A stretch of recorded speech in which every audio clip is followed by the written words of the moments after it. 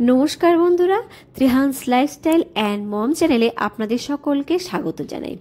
আপনাদের সোনামণিদের জন্য আজও নিয়ে চলে এসেছি আরও একটা পুষ্টিকর রেসিপি। চলুন দেখে নেওয়া যাক আজকের আয়োজনটি। আমি কিছুটা মুগ ডাল নিয়ে নিয়েছি। এইবারে মুগ ডালগুলোকে আমি জল পাল্টে পাল্টে বেশ কয়েকবার ধুয়ে নেব, যাতে ডালের যে সাদা পাউডারগুলো থাকে সেগুলো একদম পরিষ্কার হয়ে যায়। তো আমার এখানে ধোয়া হয়ে গেছে। খানিকটা জল দিয়ে আমি ডালগুলোকে 1 ঘন্টা রেস্টে রাখলাম। তো ফিরে আসলাম 1 ঘন্টা পর। এতে কিন্তু ডালটা অনেকটাই নরম হয়ে যায়, আর রান্না করলেও কিন্তু খুব তাড়াতাড়ি সেদ্ধ হয়ে যায়। আর এইভাবে কিন্তু ডাল ভিজিয়ে রাখলে বাচ্চারা খুব তাড়াতাড়ি হজম করতে পারে। তো এইবারে আমি দেখাচ্ছি যে আমি এই রান্নার জন্য আর কি নিয়েছি। তো এখানে কিছুটা সবজি নিয়ে নিয়েছি। এই সবজিগুলোও কিন্তু 30 মিনিট আমি ভিজিয়ে রেখেছিলাম। তো চলে এলাম মূল রান্নায়। এখানে আমি ঘি দিয়ে নিলাম, ঘিটা গলে গেছে। এইবারে দিয়ে দিচ্ছি জিরে ফোড়ন। জিরেটাকে আমি কিন্তু কয়েক সেকেন্ডের মতো ভেজে নেব। তো এখানে আমার জিরে ভাজা হয়ে গেছে। এইবারে আমি দিয়ে দিচ্ছি কেটে রাখা সবজিগুলো। তো কেটে রাখা সবজির মধ্যে এখানে কিন্তু আমি কড়াইশুঁটি নিয়েছি মিষ্টি কুমড়ো, একটুখানি নিয়ে নিয়েছি বিনস, আর অল্পটুকু নিয়ে নিয়েছি গাজর। এগুলোকে আমি হালকা নেড়েচেড়ে ভেজে নিচ্ছি। তো ভাজা কমপ্লিট। এইবারে দিয়ে দিচ্ছি আমি মুগ ডালগুলোও কিন্তু আমি হালকা একটু নেড়ে চেড়ে নেব। আর বাচ্চার বয়স যদি 8 মাসের নিচে হয় তাহলে কিন্তু আপনাদের এখানে ঘিয়ে ভাজা দরকার নেই। শুধুমাত্র কিন্তু জলের মধ্যে ডাল আর সবজিগুলোকে সেদ্ধ করে নেবেন, কারণ 8 মাসের আগে কিন্তু বাচ্চাদের হজম শক্তি খুবই দুর্বল থাকে, আর ঘি আর ফ্রাই করা সবজি কিন্তু বাচ্চারা হজম করতে পারবে না। তো এখানে আমার ভাজা কমপ্লিট হয়ে গেছে, আর আমি এখানে কিন্তু জল অ্যাড করে দিলাম। এইবারে আমি এগুলোকে ভালো করে সেদ্ধ করে নেব।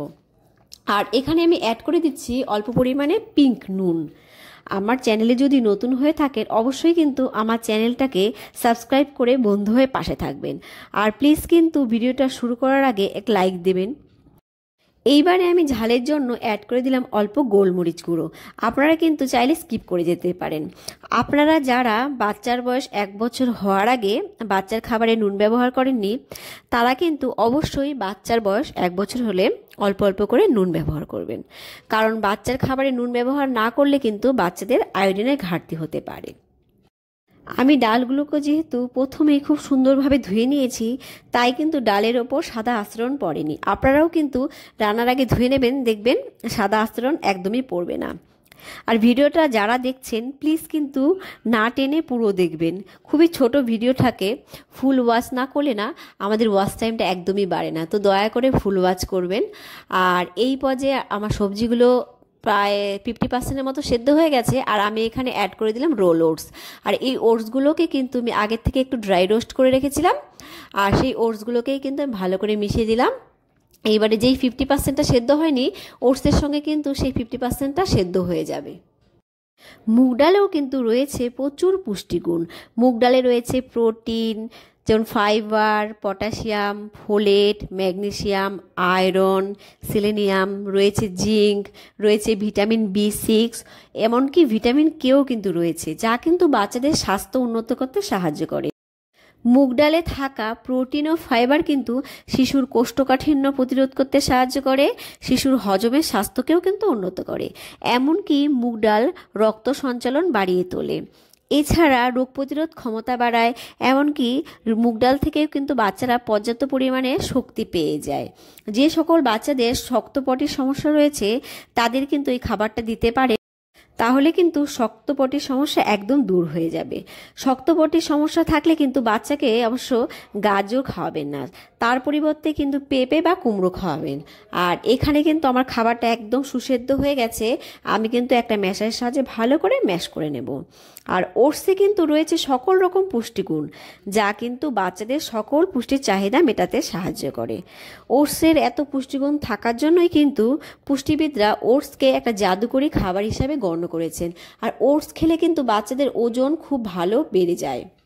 ওটসের এত পুষ্টিগুণের জন্যই কিন্তু বিশেষজ্ঞরা 6 মাস থেকে বাচ্চাকে ওটস খাওয়ানোর পরামর্শ দিয়ে থাকে। তো এখানে কিন্তু আমার ম্যাশ করা হয়ে গেছে, আর আমি কিন্তু খাবারটা এরম ঘনত্বেই নামালাম। আমার বাচ্চা কিন্তু এরম ঘনত্বে খেতেই পছন্দ করে। আপনাদের বাচ্চারা যেমন ঘনত্বে পছন্দ করে আপনারা কিন্তু সেমন ঘনত্বেই নামাবেন।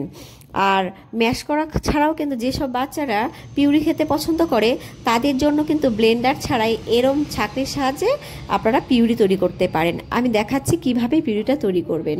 এভাবে খাবার নিয়ে চামচ দিয়ে প্রেস করে এভাবে ঘষে নিলে কিন্তু তৈরি হয়ে যাবে পিউরি। আর ব্লেন্ডারের খাবার খেলে কিন্তু বাচ্চাদের চিবানোর অভ্যেসটা কিন্তু নষ্ট হয়ে যায়, আর চিবানো শিখতেও কিন্তু অনেকটা দেরি হয়। আমি কিন্তু অনেক বাচ্চাদের ক্ষেত্রে এটা লক্ষ্য করেছি। আর আমি শুনেছি ব্লেন্ডার খাবারের পুষ্টিগুণকে অনেকটাই কমিয়ে দেয়। আমার ছেলেকে কিন্তু আমি 6 মাস থেকে 9 মাস পর্যন্ত এইভাবেই খাইয়েছি, এরপরে আমি ম্যাশ করে খাওয়ানো শিখিয়েছি। আর আমার ছেলে কিন্তু খুব তাড়াতাড়ি চিবানো শিখে গেছে। তো এখানে কিন্তু আমার পুষ্টিকর খাবারটা একদম রেডি হয়ে গেছে। তো আমার রেসিপিটা কেমন লাগলো আপনারা জানাবেন। আর আমার ভিডিওতে এই পর্যন্ত থাকার জন্য আপনাদের অসংখ্য ধন্যবাদ। আজকে এই পর্যন্ত, দেখা হবে নেক্সট ভিডিওতে। Bye bye.